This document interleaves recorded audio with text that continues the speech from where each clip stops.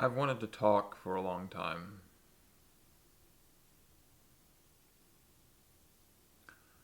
And I've chosen not to for a lot of reasons.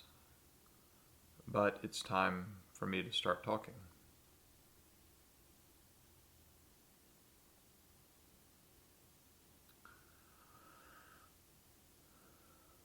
There are a lot of things in this world that we believe and we think that we just accept.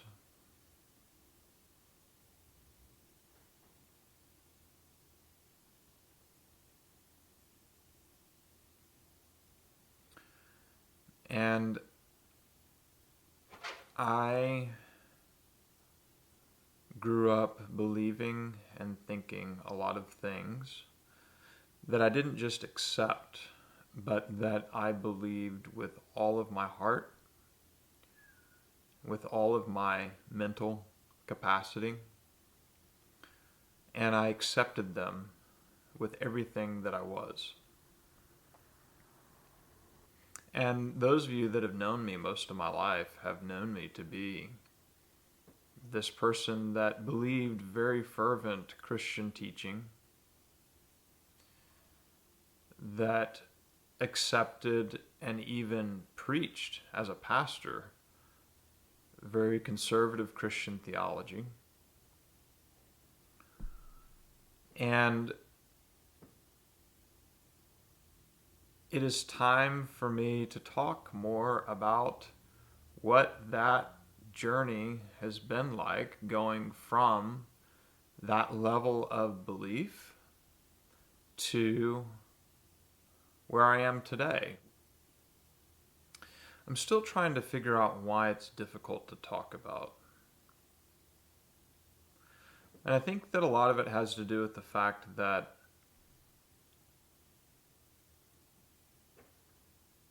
beliefs are very sacred things.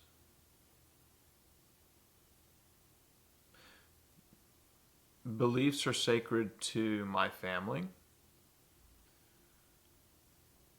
people that I'm close to. They're sacred to us as a society. They're sacred to us as humans, as Americans, as citizens of this world. We think of ourselves and we identify ourselves based upon our beliefs, or the things that we believe to be accurate truths, absolute truths, if you will. And we orient ourselves within that frame of reference. And I think that that's what I want to talk about first.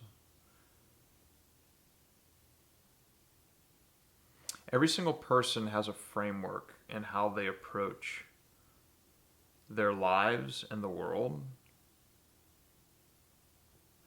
And that framework defines not only who you are, but how you interact with others,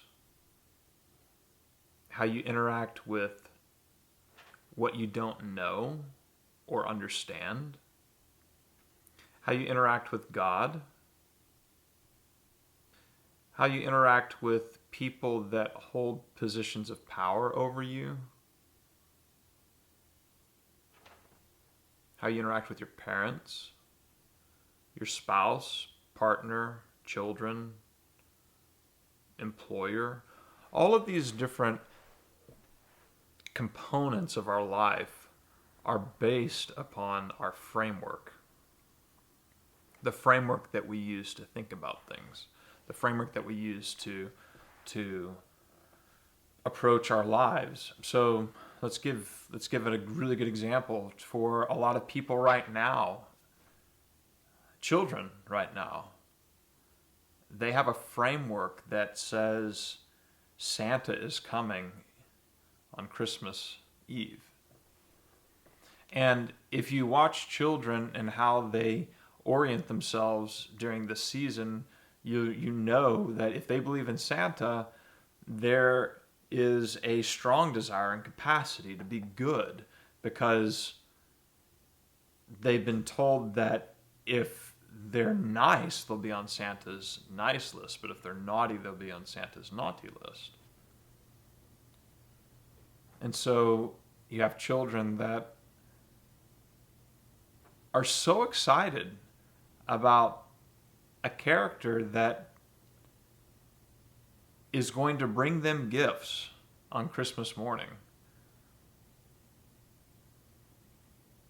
And what do those children do? What motivates them? They obey a lot more readily during the season. They listen. All a parent need to do, or a teacher even need to do, is throw out just a little Santa threat that, ooh, you better listen here, you better obey. If you don't, then Santa's going to give you a lump of coal in your stocking for Christmas.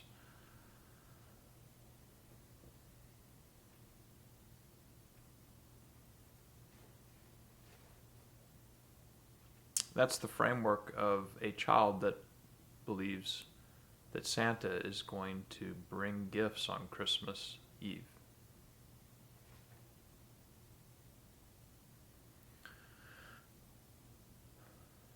Frameworks are actually rather simple. They can be complex.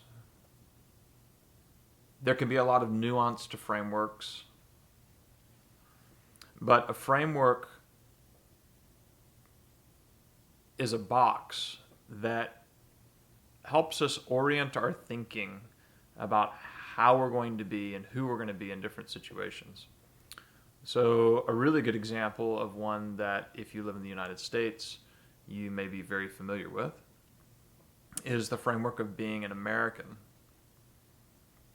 And this framework has changed a lot in the last several decades as globalization has taken place, and we have had much more diversity in our country, both politically and within our cities and our communities.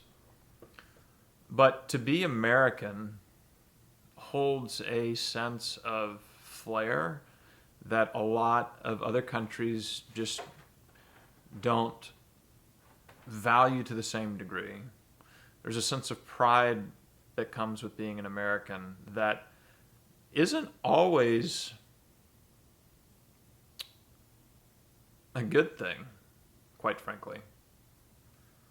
But in being an American, we orient ourselves with this thought that we're the best country in the world and that we have the most freedom of anyone in the world, that we have the best solutions for everything, the best healthcare, or the best government, or the best breakdown of government from state structures to county structures to city jurisdictions. A lot of us hold to a belief that because we were largely founded with Christian influencers, that our country is just fundamentally better because we have always believed in God on some level.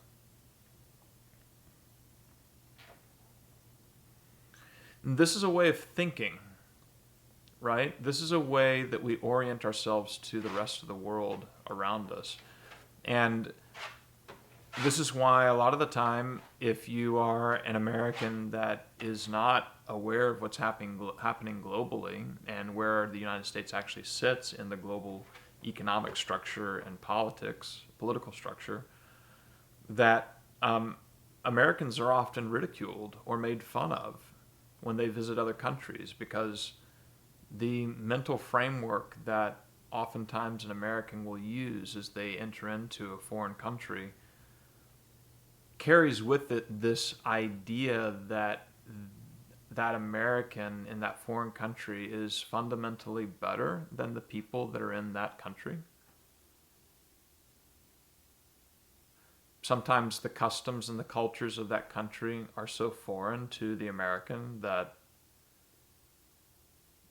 they feel like a fish out of water, so to speak, or perhaps even the American may ridicule that foreign culture that they're visiting because they don't understand the cultures and the nuance of the behavior or the customs of that foreign land.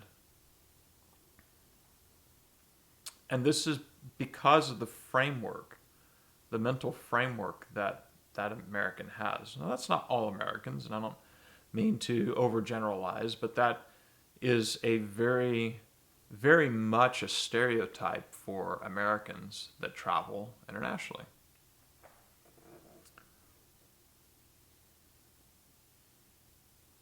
And so I have to ask myself the question then, why is it so hard for that American in another land to get their head wrapped around that culture and to understand and appreciate the beauty of those people there or those lands or those customs? Why is that so hard? And the reason why is because of this framework. It's this way of thinking about things. And before you go off and start saying, Josh is saying that the American framework is a bad framework, that's not what I'm saying. But what I am saying is that if we as individuals are not aware of our mental frameworks and how that causes us to treat others, how it causes us to think about ourselves, to think about our communities, to think about our fellow humans, to think about our history, to think about how we got to where we are as a society, both locally, nationally, and globally.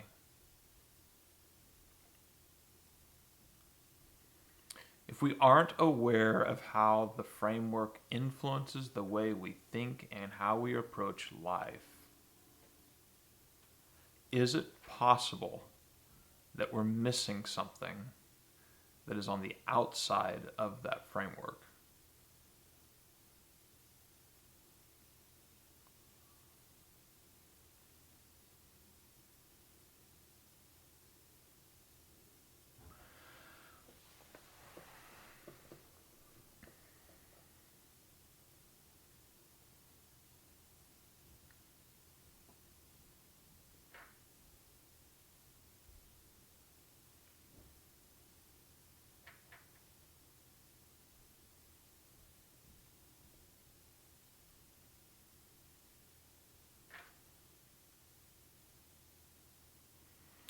So you say, well, Josh, what's the big deal about frameworks? What's the big deal about this mental model, this structure, this way of thinking? Because we all do this, right? And I asked myself, well, where did these frameworks come from? So let's go back in history for a second and let's think about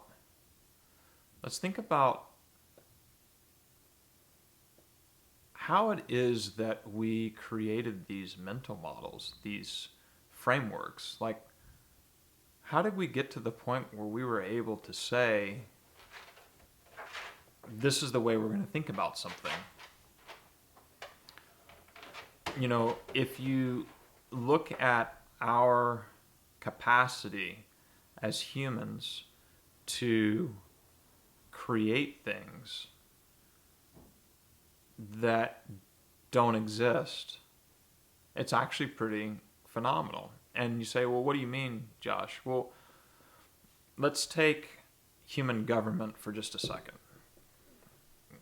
And you can talk about human government being, say, a gift from God.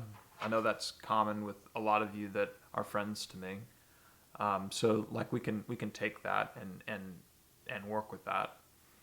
But let's also think about what it means to create governing documents. Like, who came up with the idea that a contract or a constitution was something that would cause all of us to align ourselves behind it and to follow that with such loyalty that we would give our lives to die for something that we believed in.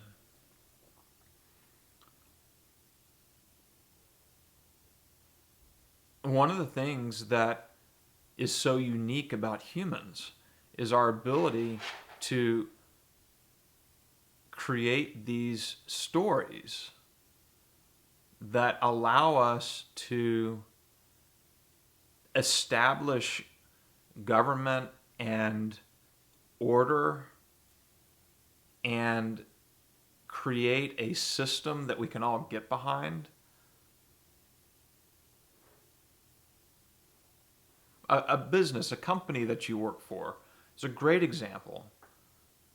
And you think, oh, well, I want to make money, so I'm going to go work for a company. Yeah, but like, who was the first person that came up with the idea of a company?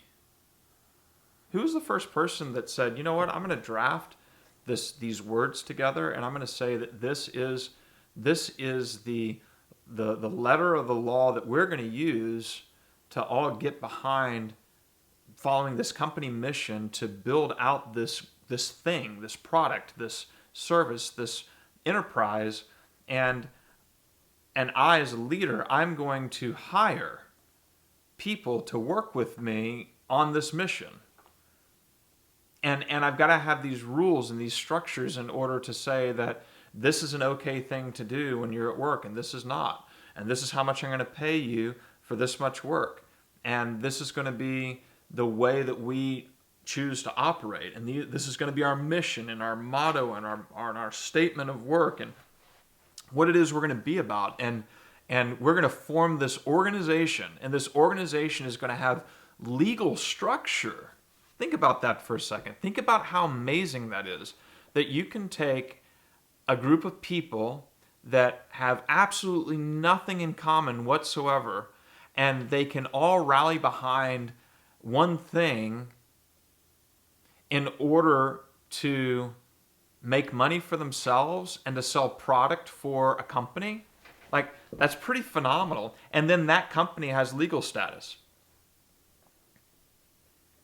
That company is now recognized by a government, a state government or a federal government that says that thing, that organism, that organization it has legal right in and of itself. It doesn't exist. But we've decided that it does. And so, we often talk about things like work and personal life balance and that type of thing. And a lot of where that conversation came from was this divide in our thinking between, I'm going to go to work and this is how I have to be at work, and I have to shut out a lot of my personal life in order to go to work and focus on work because personal life isn't allowed in the work life world, right? So I'm going to go to work and I'm going to give 8, 10, 12 hours, 15 hours of my day to this work environment, and I'm giving myself to that, and my personal world doesn't really exist in that ecosystem, right? And then here's my personal life, and when I'm focused on my personal life, this is the realm that I work in. And let's talk about personal life stuff for just a second. So, you have something like a driver's license that identifies who you are and gives you rules and permissions about how you can operate a vehicle. Or if you're married, then you have a marriage license that says you are a legal unit with your spouse in the state or the county that you got married in. And that marriage is a legal union, a legal entity that gives you status and privilege. Where did all of these things, where did they come from? Like, they don't actually exist. They're things that we have arranged together into legal status of sorts.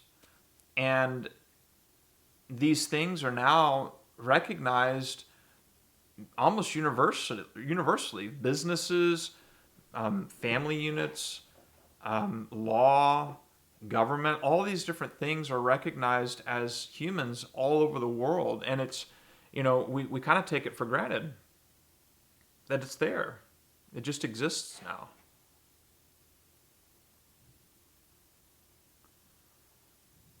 But I really want you to take a step back and think about the frameworks that you exist in, the frameworks that you operate in, and how those frameworks actually dictate and govern your behavior and the way that you approach situations with whoever that may be. A very interesting exercise when you're thinking about frameworks is to consider the motivator. What is it that motivates you in your behavior toward another person? So why do you treat one person one way and another person a different way?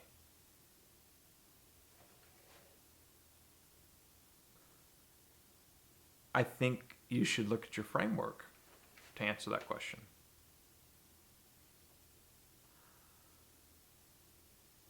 Why do you treat your boss differently than you treat your child, let's say? And that may be a fairly drastic thing to think about, but do you approach your boss with the same intent as you approach your child? Or do you approach your spouse with the same intent that you approach a friend? I mean, I'm not asking if you give at the same level or if you do all the same things with all these people that you would do with others. It's not what I'm saying. I'm talking about like the very fundamental underlying intent and the way that you approach other people. Like, what are the motivators there? And why are they different? I would challenge you that it's probably your framework.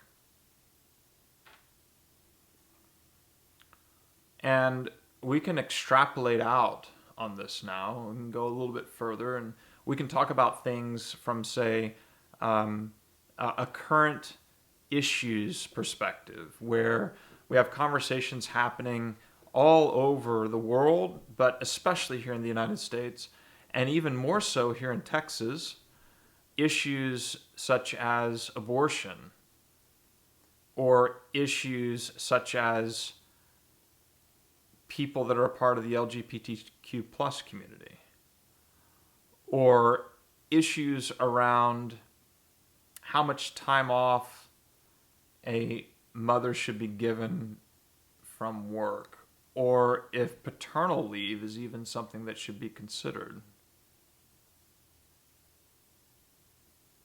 We have conversations going on about faith and whether or not this faith is something that I can get on board with, or that faith perspective is not mine, so I'm not going to even consider that philosophy as something that's valid.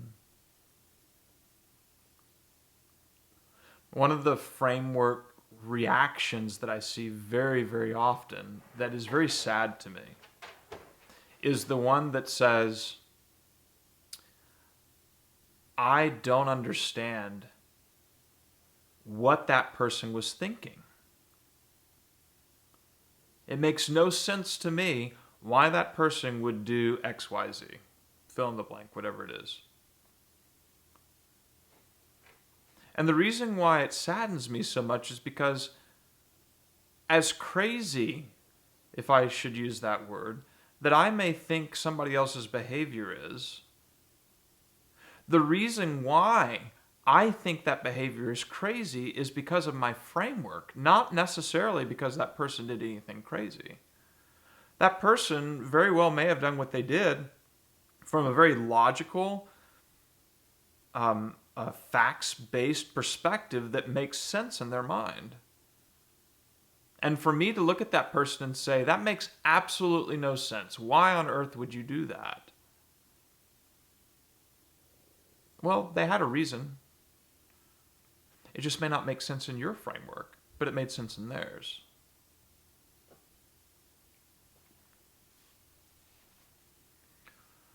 And so I often wonder about our frameworks and what exactly is in our framework that limits the way we think about things because we've either just accepted those frameworks from birth, or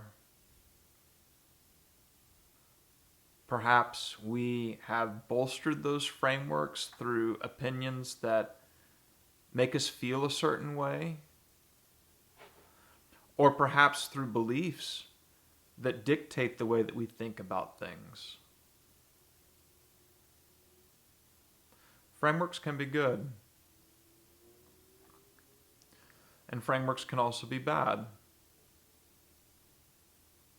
And sometimes there's good and bad in the same framework.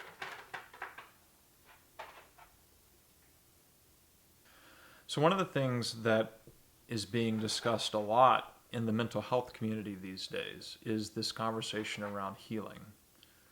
Healing emotionally, psychologically. Healing trauma, whether that be from an upbringing incident as a child or a series of incidents, an abusive household, or even something more recent in an adult's life as well. And the thing that I find really interesting is if you peel back a lot of those layers, a lot of what is happening when you're healing those wounds is you're learning how to think about that event in a way that unblocks an area of your mental framework that was preventing you from seeing it in a different light and being able to feel the things that your framework didn't allow you to feel in those moments of pain, where perhaps the pain was so repressed in you that you were not able to express it, and perhaps you had no voice, and therefore, because you had no voice, you were unable to speak out about that event that was crushing you as an individual, your identity, your person.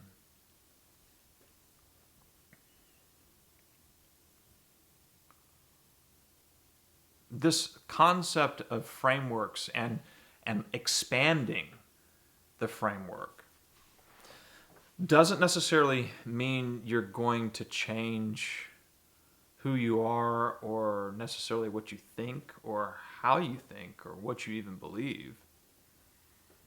But this expansion of a framework can influence that. And as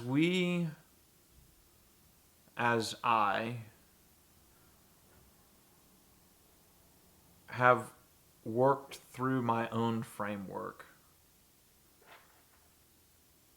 there are some things that I've learned along the way. There are some things I've watched others learn along the way. And there's a community of people that are very, very much like me. And we've all learned a lot from each other along the way.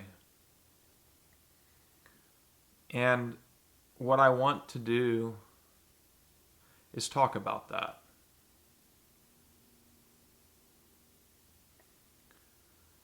And I've had a lot of different ideas and ways that I felt I would talk about it.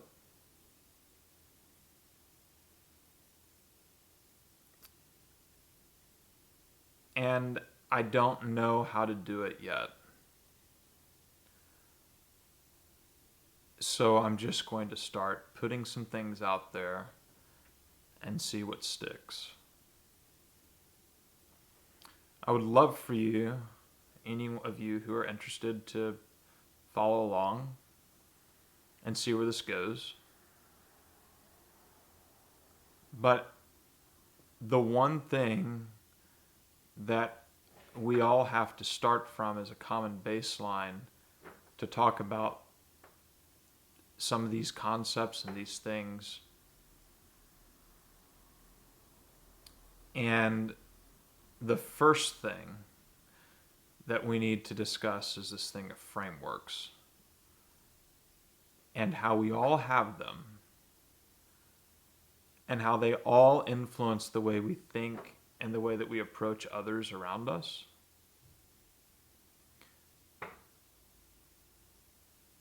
And my story, on a personal level, is very much about how that framework broke me. My own framework broke me.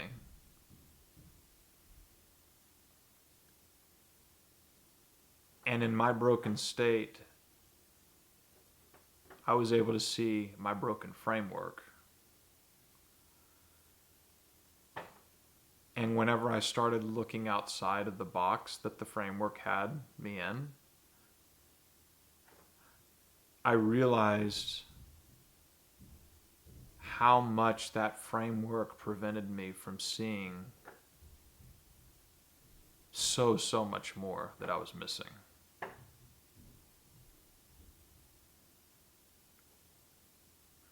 So if you care, and if you want to hear, let's go check this out together.